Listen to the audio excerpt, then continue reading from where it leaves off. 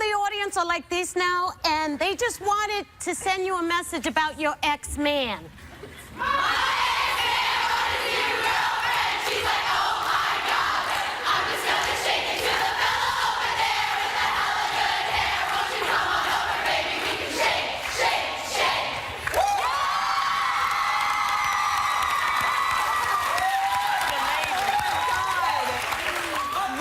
Look at all of, I am recognizing a lot of people. Wow.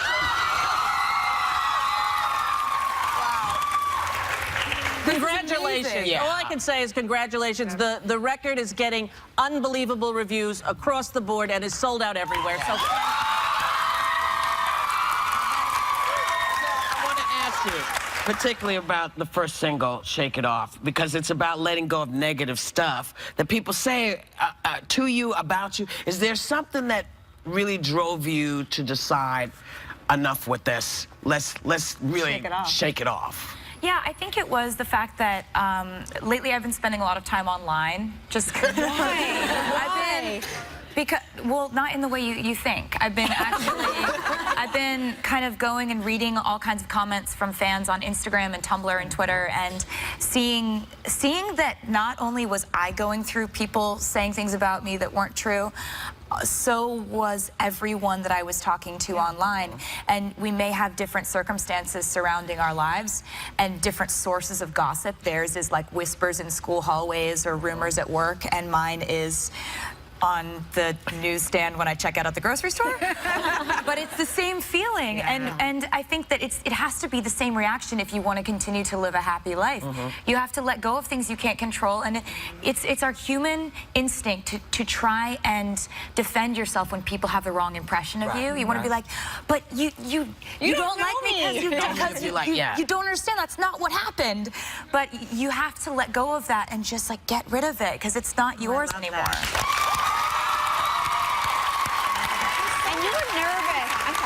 You were nervous about how this album was going to be received, and you always seem surprised when you win awards. How do you not know how awesome you are? And why were you nervous? And why were you nervous about this album? Well, I wasn't necessarily nervous about this album. I think my label might have been a little nervous. But they'll never say it now. Right? Okay, that's this. But, you know, I think that I knew I wanted to change the way I did things creatively. I knew I wanted to keep people on their toes. I didn't want anyone to have their feelings hurt by me changing directions creatively, because that's never the intention. Of course. And, you know, I think that I don't ever want to be presumptuous about anything, about being invited or about winning something or about something doing well, because if you're presumptuous about your next project doing well, then maybe you won't work as hard creating it. And so I keep a nice healthy level of insecurity going at all times. I understand that. You know what bothers me is that you write about breakups, you write about your life, and they criticize you for that, but other artists, male artists, do it all the time, and they never make music. Happy anniversary, by the way. Thank you, darling. That's awesome.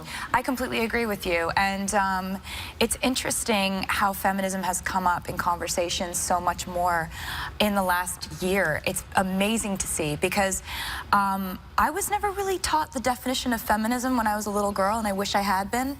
It just wasn't really culturally much of a conversation. In the mass, you know, with the masses, and with like where I was living in my small town. So it's amazing to see people like Emma Watson and people who are providing, providing It's a really just about equality. It's not male bashing. Yes, and I love that there's an easy definition. Feel about yourself, because you, before you can do anything, you have to have a positive feel for who you are. No one completes you. You are already complete. Yeah. So that's what I love about you. You know, I said it earlier. One of the things I love about you is you march to your own drummer. And that, to me, is total freedom. Yeah. So I love it. I love it. We're going to take a break. We'll come back. We have more with Taylor Swift, so please don't go away, okay?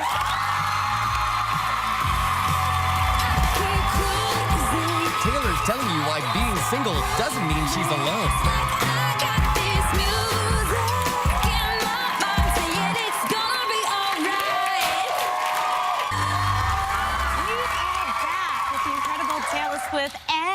was Welcome to New York, the first song on Taylor's new album, 1989.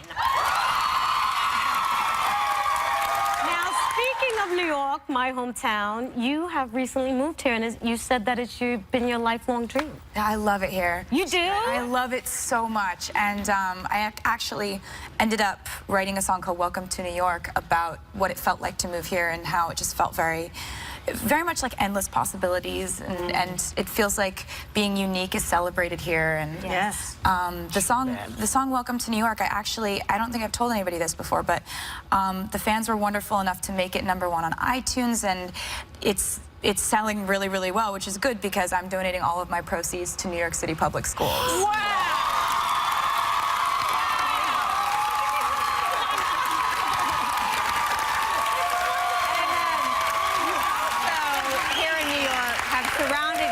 With an incredible group of girlfriends, some famous, you guys were just talking about Lena Dunham, but some not so famous. And I think that all women can do a better job surrounding themselves with women that make them feel happy and strong. What are some of the things you look for in friends?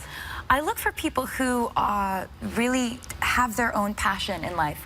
Lena fits that cat, right? Absolutely. We really relate because we're writers first and foremost, and also we're just super enthusiastic about everything. If you ever meet Lena for the first time, she comes up to you and she's like, "Hi, baby," and you've never met her before, but she's acting like you're a long lost friend, and that's what's so amazing about her. But my friends, they all are chasing their own dreams, and they all have their own ambitions, and that's what fuels you. You're supposed to surround yourself with people who challenge you and motivate you and make you want to be smarter, stronger, better. Right. So that's what my friends do for me, and I'm so happy to have so many good ones right now. And you have so many fans, and you recently visited a little boy. I know this was not the only time you do this, but we have a beautiful tape of you visiting a little boy in the hospital with leukemia.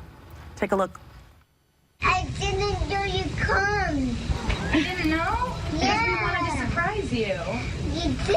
Yeah. So this one goes like, we are never, ever, ever.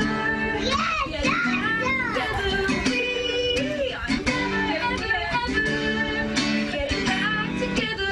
You go talk to your friends. Talk to me. Your friends talk to me. We are never, ever, ever.